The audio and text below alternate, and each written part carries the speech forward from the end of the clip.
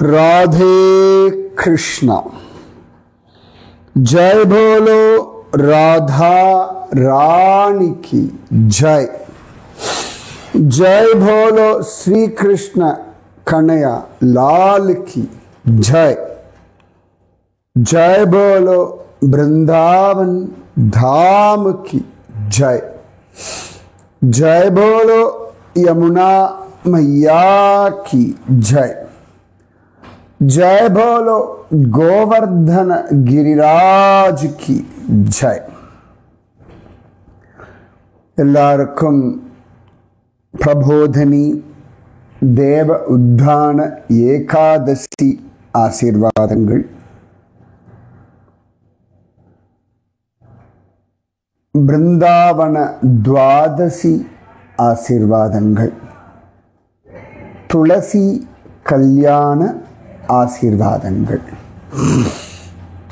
பாண்டுரங்க நாமதேவ அனுக்கிரக ஆசீர்வாதங்கள். பானுதாச ஏகநாத விட்டல ஆசீர்வாதங்கள். இன்னைக்கு தான் அழகா தேவ உத்தான ஏகாதசி அப்படி எழுந்துக்கிற நாள். ஆஷாட ஏகாதசி பகவான் அழகா தேவர்களோட தூங்கும் ஒரு நாள். தட்சிணாயனத்தினுடைய அழகான சாதுர்மாசிய சமயம். இந்த 4 மாசம் ரொம்ப விசேஷமா சாதுக்கள் எல்லாம் ஒரு இடத்துல இருப்பார்கள். ஸோ அந்த குரு பூர்ணிமாலிருந்து இப்போ இந்த வரக்கூடிய கார்த்திகை பௌர்ணமி தேவ தீபாவளி அப்படின்னு சொல்லுவார். அது வரைக்கும் 4 மாதங்கள் சாதுர்மாசியம் பூர்த்தி. இப்போ இந்த 4-5 நாளில் முக்கியமாக வர பௌர்ணமி அன்னைக்கு பூர்த்தி பண்ணுவார்கள். இன்றைக்கி தான் ஹம்பியிலிருந்து பாண்டுரங்கனை மீண்டும் பண்டரீபுரத்திற்கு பானுதாசர் அழைச்சொண்டு வந்த நாள். ஆஷாட ஏகாதசிக்கு பாண்டுரங்கன் ஹம்பிக்கு போயிட்டான். திரும்பியும் கார்த்திகை ஏகாதசிக்கு தான் வந்தான். இந்த தினத்தில் தான் பாண்டுரங்கனுடைய பிரிய பக்தன் சந்த் சிரோமணி நாமதேவ் மகாராஜருடைய அவதார தினம். இன்னைக்கு தான் துவாதசியம் ஆரம்பிச்சுடுறது. அதனால அழகா இன்று முதல் 5ஆம் தேதி வரைக்கும் அழகா துளசி கல்யாணம் பண்ணுவதற்கான நாட்கள். நான் இப்போ தான் சொல்கிறேன். ஆனாலும் நீங்கள் நாளைக்கு சாயங்காலம் நாளைக்கு சாயங்காலம் பண்ணலாம். துளசி கல்யாணம் இந்த தமிழில் தான் துளசி, சம்ஸ்கிருதம் ஹிந்தியில் துளசி தான். அள்ளா கிடையாது, துளசி இல்லை, துளசி. அந்த துளசி தேவி கல்யாணம் நம்ம அழகான இந்த துளசி தேவி கல்யாணத்தை பண்ணலாம். இன்னைக்கு நாம் இந்த விருந்தாவனத்தை கண்டோமே, இதில் நம்ம இது வரைக்கும் நாம் பாண்டீரம், பில்வவனம் இதெல்லாம் பார்த்தோம். அது பக்கத்தே சில வனங்கள் இருக்கட்டும். நாம் இப்போ அங்கேருந்து தள்ளி காமியவனம் போவோம். காரணம் இருக்கு, சொல்கிறேன். காமியவனம், காமிய அப்படின்னாலே விஷஸ், ஆசைகள் இப்படியெல்லாம் அர்த்தம் வரும். நம்முடைய ஆசைகளை அழகாக பூர்த்தி பண்ணக்கூடிய ஒரு ஸ்தலம். விரஜமண்டலத்தில் இருக்கக்கூடிய 12 வனங்களில் 4ஆவதாக இந்த காமியவனம் சொல்லப்படுறது. காமிய அப்படின்னால ரொம்ப அழகு, எக்ஸ்ட்ரீம்லி பியூட்டிஃபுல்.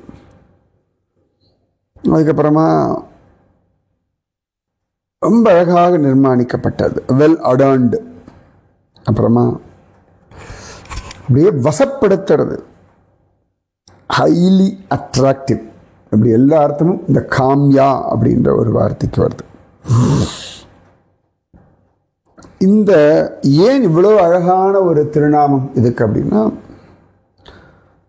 கண்ணனுடைய பல அற்புதமான லீலைகள் நடந்த ஒரு இடம் இந்த காமியவனம். விஷ்ணு புராணத்தில் சொல்லும் பொழுது 84 விதமான குளங்கள், 84 கோவில்கள், இதெல்லாம் காமியவனத்தில் இருக்குன்னு காண கிடைக்கும். அப்போ எவ்வளோ வசதியும் பார்த்துக்கோங்க. இந்த காமியவனத்தில் கண்ணன் கொஞ்ச நாள் வாழ்ந்திருக்கான். எஸ், மகாவனம், அப்புறமா சட்டிகரான் சொன்ன சகட்டீகரான் பிருந்தாவனத்தில். அந்த பிருந்தாவனத்தில் கண்ணன் இந்த சட்டிகரான் இடம் இருக்க ஒழிய அந்த இடத்துல லிவிங் பிளேஸ் அப்படின்னு கிடையாது. இப்போ எப்படி கோகுலத்தில் சௌராசி கம்பா அப்படின்னு நந்தகோபன் திருமாளிகை இருக்குன்னு சொல்லியிருக்கேன், ரைட்? அதுக்கப்புறமா நந்தகாவில் நந்தகோபர் திருமாளிகை இருக்குன்னு சொன்னேன். அப்பயே நான் கேள்வி கேட்டிருந்தேன், 2 இடம் சொல்லிட்டா 3ஆவது இடம் தான் கண்டுபிடிங்கன்னு சொன்னேன். சில பேர் ஒவ்வொருத்தரும் அது யாரும் சரியான பதில் அனுப்பலை. அந்த 3ஆவது நந்தகோபர் திருமாளிகை இருக்கக்கூடிய இடம் இந்த காமிய வனம். ஸோ மகாவனம் கோகுலம், நந்த கிராமம், காமிய வனம். பிரஜபூமியில் கண்ணன் தங்கி இருந்த வீடுகள் இருக்கும் ஸ்தலம் இந்த 3 தான். சரியா? ஸோ இங்கேயும் ஒரு சௌராசி கம்பா இருக்கு, அது இருக்கட்டும், அப்புறமா விஸ்தாரமாக சொல்கிறேன் நான். இந்த காமியவனத்தில் ரொம்ப அழகாக ஒரு தேவி இருக்கா, விருந்தா தேவின்னு அவளுக்கு பெயர். உங்களுக்கு எத்தனை பேர் ஞாபகம் இருக்குன்னு தெரில. வஜ்ரநாபன் பல மூர்த்திகள் எல்லாம் ஸ்தாபிதம் பண்ணான்னு சொல்லும் பொழுது விருந்தாதேவி மூர்த்தியையும் ஸ்தாபிதம் பண்ணான்னு சொன்னேன். நம்ம ராதா கோவிந்த தேவ்ஜி விஷயத்தை பார்க்கும் பொழுது, அனுபவிக்கும் பொழுது, ரூப கோஸ்வாமிக்கு அந்த கோமதி டிலா, இந்த கோமதி டிலால தான் அழகா பகவானை பிரதிஷ்டை எல்லாம் பண்ணார். அங்கே தான் கிடைச்சான் எல்லாம் சொன்னேன். அவர் அங்கே உட்காந்துண்டு இந்த ராதா கோவிந்த தேவ் மூர்த்தியை பூஜை பண்ணி அனுபவிச்சுட்டு இருக்கும் பொழுது அவருக்கு சொப்பனத்தில் பிரம்ம குண்டத்தில் நான் இருக்கேன், என்னை எடுத்து பிரதிஷ்டை பண்ணுன்னு சொல்ல பிருந்தாதேவி காட்சி கொடுத்தார்.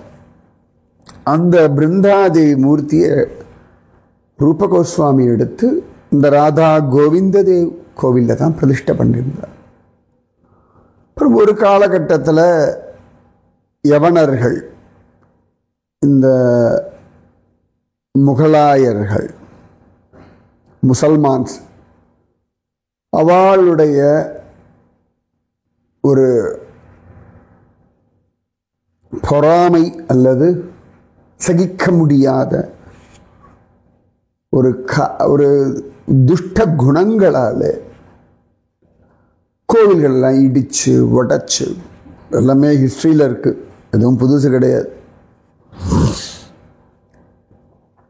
அப்போ இந்த மூர்த்திகளை காப்பாற்றுவதற்காக வேறு இடங்கள் மாத்திரம். அப்போ சுவாமிக்கு பலம் இல்லையா, அந்த மூர்த்திகளுக்கு பலம் இல்லையா, எல்லாம் இருக்கு. பக்தாளுடைய பக்திக்கு வசப்பட்டு தெய்வங்கள் இடம் மாறும். ஏற்கனவே நான் சொல்லியிருந்தேன், ஸ்ரீநாத்ஜி எல்லாம் கூட ராஜஸ்தான் போயிட்டான், ஏன்னா மீராவுக்காக அப்படின்னு இருக்கு. ஸோ ஒரு சந்தர்ப்பத்தில் இந்த ராதா கோவிந்த தேவ், ராதா மதன் மோகன், ராதா கோபிநாதன், இவா எல்லாரும் பிருந்தாவனத்தை விட்டு ஒவ்வொரு இடங்களில் ஒளிஞ்சு வந்தார். சில சந்தர்ப்பங்களில் இப்படி பதுங்கி பதுங்கி செல்வதும் ஒரு அழகான ராஜநீதி. எல்லா விஷயங்கள்லையுமே பட்டவர்த்தனமாக நீங்கள் இன்வால்வ் ஆகிறீர்கள், நீங்கள் இதை பண்ணின்றிருக்கீர்கள் தெரிய வேண்டிய அவசியம், காண்பிச்சுக்க வேண்டிய அவசியம் இல்லை. இது முக்கியமாக நீங்கள் புரிஞ்சுக்கணும். நிறைய பேர் நான் ஸ்ட்ரெயிட் ஃபார்வேர்டு.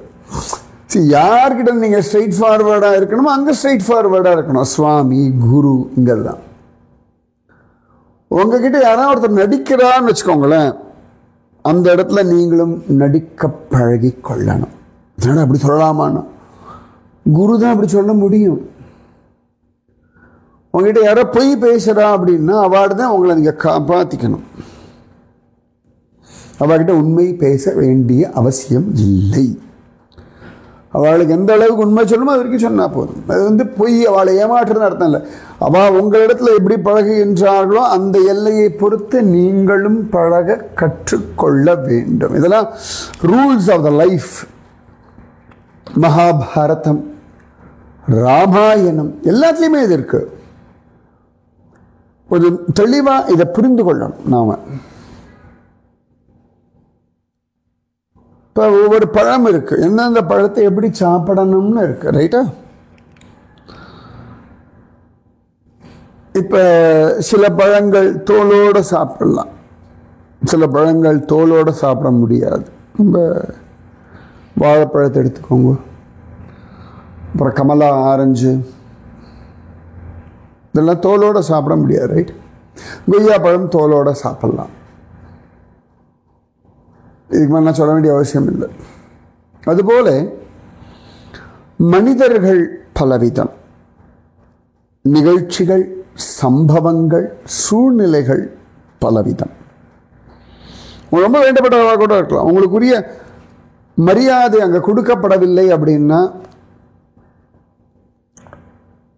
உங்களுக்கான இப்போ ஒரு ஃபங்க்ஷன் இல்லாட்டி ஏதான ஒரு விஷயம், உங்களுக்கான தகவல்கள் சும்மா ஒரு எஸ்எம்எஸ், ஒரு வாட்ஸ்அப் மெசேஜாக வருது அப்படின்னா அது எவ்வளோ ரெஸ்பாண்ட் பண்ணுமோ அவ்வளோ ரெஸ்பாண்ட் பண்ணால் போதும்.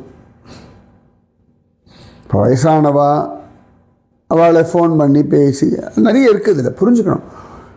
சும்மா எல்லா இடத்துலையுமே நீங்கள் வளைஞ்சு கொடுக்கணும், எல்லா இடத்துலையுமே நீங்கள் அன்பு மட்டும்தான் பார்க்கணுன்னா நான் சொல்லவே மாட்டேன். உங்களுக்கான மரியாதையையும் நீங்கள் தான் பார்த்து கொள்ளணும்.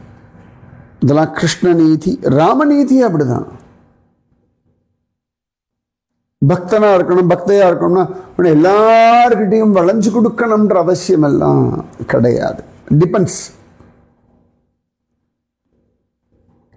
எனக்கு ரொம்ப பிடிச்சது இந்த திருமழிசை ஆழ்வார் கணிகண்ணன் விஷயம். ராஜா கணிகண்ணனை தான் நாட்டை விட்டு போகணும்ன்றா, கூடவே திருமழிசை ஆழ்வாரும் கிளம்பிடுறார். காஞ்சிபுரத்தை விட்டு அவ 2 பேரும் போயிடுறா. அப்போ அந்த ராஜா உணர்ந்துதான் தான் பண்ணது தப்பு அப்படின்னு. உணர்ந்த பிறகு மந்திரிகளோட கூட்டு போய் திருமழிசை ஆழ்வார் காலில் விழறான். திருமழிசை ஆழ்வார் அவனுக்கு பதில் கூட சொல்றதில்லை. அப்புறம் ராஜா புரிஞ்சுட்டு கணிகண்ணன் காலில் விடுறான். ஏன்னா அவன் அவமானப்படுத்தினது கணிகண்ணனை தான். அப்போ அவன் காலில் தானே விழணும். ஆழ்வார் சரி சரி என் சிஷ்யங்கிட்ட நான் சொல்கிறேன் அப்படிலாம் சொல்லவே இல்லை. அது தன்னுடைய சிஷ்யன்றது வேற. நம்ம சாதாரண ஒரு காலத்தில் சொல்லுவாங்க பாட்டியெல்லாம், ஏண்டா குளத்துல போட்டு தொலைச்சிட்டு ஆற்றுல போய் யாராவது தேடுவாடாடா, நீ நதியில் ஒன்று தொலைச்சேன்னா நதியில் தேடணும், அதில் போய் குளத்துல தேடுவாளா, அதான் எங்கே தொலைச்சியோ அங்கே தேடணும். எங்கே யார்கிட்ட அபச்சாரப்பட்டோமோ இல்லாட்டி அவமரியாதையாக நடந்துடணுமோ அவர்களிடத்துல தான் மன்னிப்பு கேட்கணும். ரைட்? இப்போ குழந்தைகிட்ட நீங்கள் ஒரு மாதிரி ஒரு இன்சல்ட்டிங்காக பிஹேவ் பண்ணிட்டோம்னா அவள் அப்பா அம்மா கிட்ட சாரி சொல்லக்கூடாது, அந்த குழந்தைகளிடத்துல சாரி சொல்லணும். So that is a method. இதெல்லாம் ஒரு தர்மம். அப்போ எந்த இடத்துல எப்படி இருக்கணும்னு இருக்கு. நமக்கு தோணும் சில சந்தர்ப்பங்களில் நம்ம மூர்த்திகள் எல்லாம் ஏன் இப்படி ஒளிச்செல்லாம் வைக்கணும் அப்படின்னு. அது ஒரு தர்மம். அது ஒரு தர்மம். அப்ப இந்த பிருந்தாதேவி, ராதா கோவிந்த தேவ், ராதா மதன் மோகன், ராதா கோபிநாதன் எல்லாருமே ராதா கொண்டு வந்துட்டு அப்புறம் இப்படி ஃபர்தரா மூவ் பண்ணி போறா. ஒரு பக்கமா வர இல்லையா?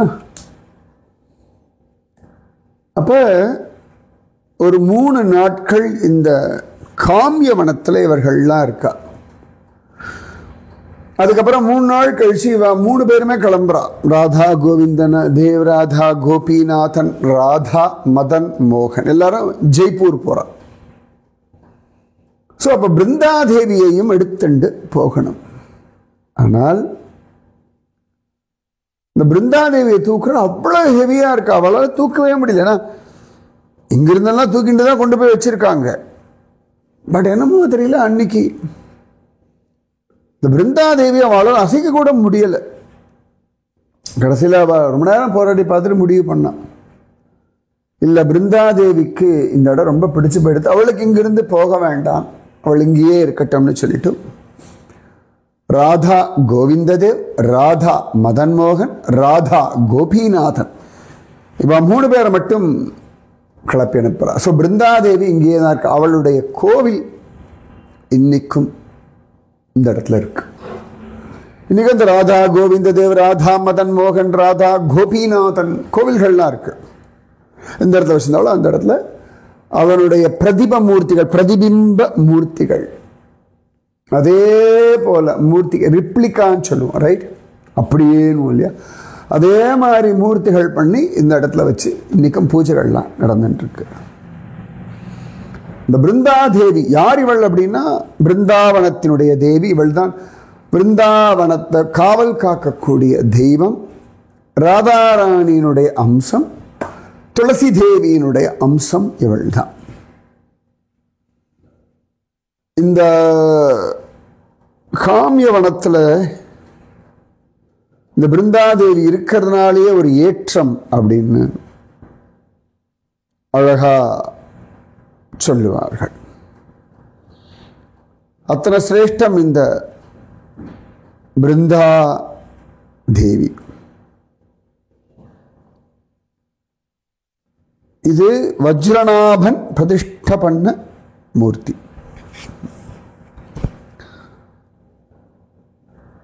இந்த பிருந்தாவனத்தினுடைய 6 கோஸ்வாமிகள் உண்டு இல்லையா? ரூப கோஸ்வாமி, சனாதன கோஸ்வாமி, அப்புறம் யாரு 4 பேர் கண்டுபிடிச்சு சொல்லுங்க. அவர்கள் சொல்ற விஷயம் ஒன்று உண்டு. இந்த துளசி தேவி, இந்த பிருந்தாதேவி வல்ல ராதாராணோட ரொம்ப க்ளோஸ். ஒரு நாள் ராதாராணி யோசிக்கிறாளாம்,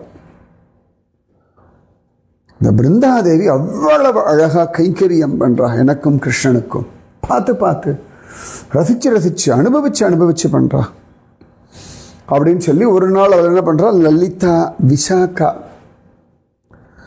இவா எல்லாரையும் கூப்பிட்டு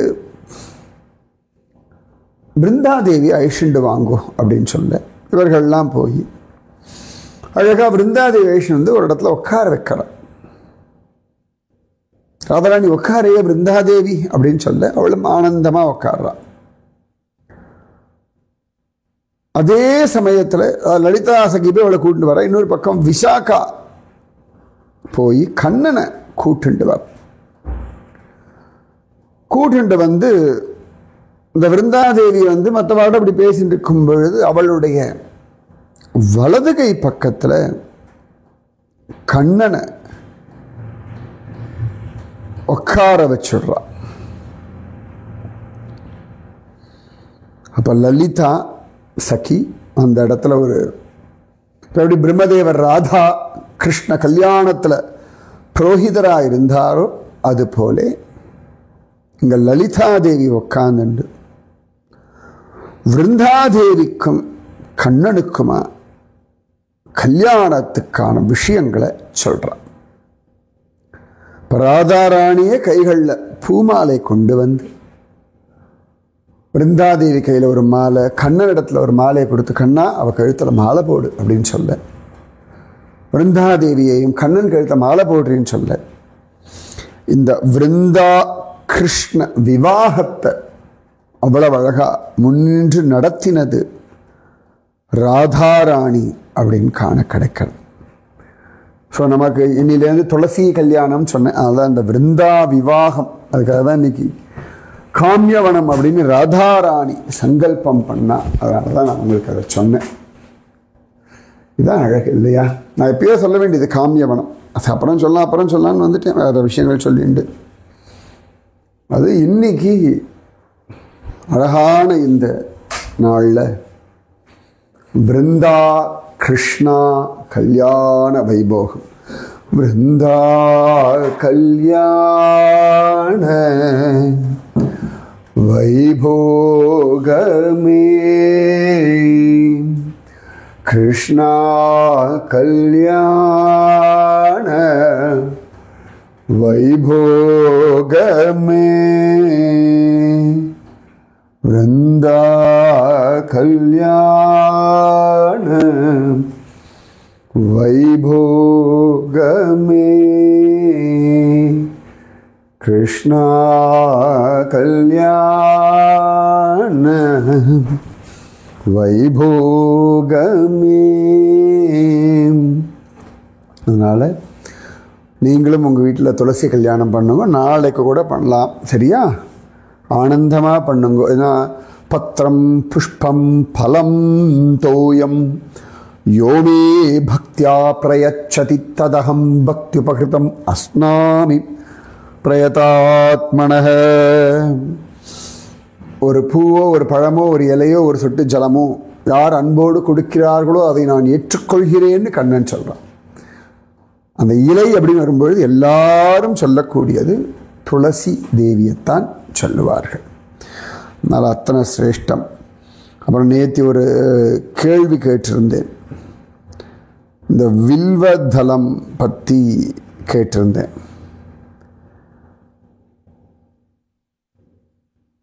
அது எவ்வளோ விசேஷம். இந்த வில்வதலம் எத்தனை பேர் பார்த்துக்கள்? சாதாரண வில்வதலத்தில் பார்த்தோம்னா ஒரு 3 இலைகள் இருக்கும். அதை அப்படி பிடிச்சி பார்த்தோம்னா சிவபெருமானுடைய 2 கண்ணும் நெற்றிக்கண் போல இருக்கும். அந்த 3 இலை எப்படி வச்சு வச்சுக்கோங்களேன், நீங்கள் சிவலிங்கத்தை மாதிரி எப்படி வச்சோம்னா கரெக்டாக சிவபெருமானுக்கோட 2 கண்ணும் நெற்றிக்கண் போல இருக்கும். அப்புறம் மகாவில்வம். இப்போ சாதாரணமாக மகாவில்வம் அப்படின்னா ஒரு சாதாரணமாக பார்த்தீங்கன்னா 3 இலை இருக்கும்ல. மகாவில்வத்தில் பார்த்தீங்கன்னா 3, 6, 9, 12 இலைகள்லாம் இருக்கும். அது கம்மியாகவும் உண்டு, சரியா? ரொம்ப விசேஷமாக சொல்லலாம். நிறைய இடங்களில் அந்த மகாவில்வம் பார்த்துருக்கேன், சரியா? அதாவது 5 இலைகள்லேருந்து 27 இலைகள் வரைக்கும் உண்டாம். 27 இலைகள்லாம் நான் பார்த்தது கிடையாது, ரொம்ப விசேஷம் அது. அதனால் இது எல்லாம் உங்களுக்கான ஆசீர்வாதங்கள். ராதே கிருஷ்ணா, ராதே கிருஷ்ணா, கிருஷ்ணா ராதே, ராதே கிருஷ்ணா, கிருஷ்ணா ராதே, ராதே கிருஷ்ணா, கிருஷ்ணா ராதே, ராதே கிருஷ்ணா, कृष्णा राधे। जय बोलो राधा रानी की जय। जय बोलो श्री कृष्ण कन्हैया लाल की जय। जय बोलो वृंदावन की जय। जय बोलो यमुना मैया की जय। जय बोलो गोवर्धन गिरिराज की जय।